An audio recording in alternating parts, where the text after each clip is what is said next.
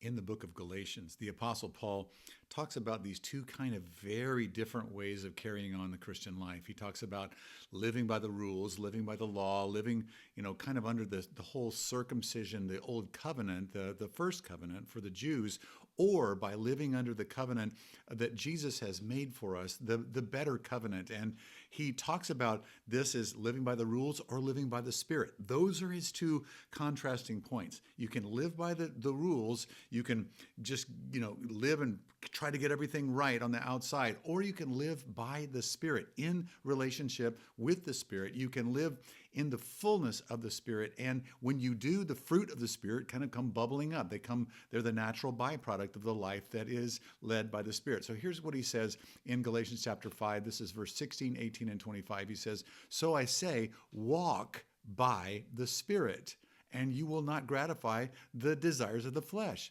If you're led by the Spirit, you are not under law.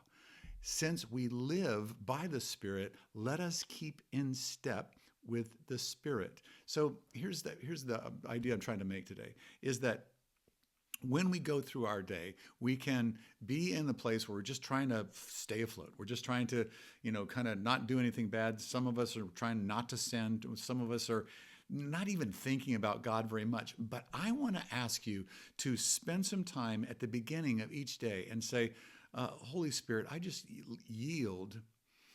I yield to your leadership. Would you lead me? Would you cause the ideas of God to come and rise up within me? Would you lead me to people that need your love? Would you allow me to be an agent of yours in my life today? Would you allow me to love well? Would you allow me to grow as I'm loving well? And as you submit to the Spirit, that's what Apostle Paul's saying, walk by the Spirit. He says, be led by the Spirit. He says, live by the Spirit, keep in step with the Spirit. Those three or four things, those three qualifiers are all beautifully describing your and my relationship in walking with the third person of the triune God, the Spirit. That's what you're doing. You're walking in the Spirit.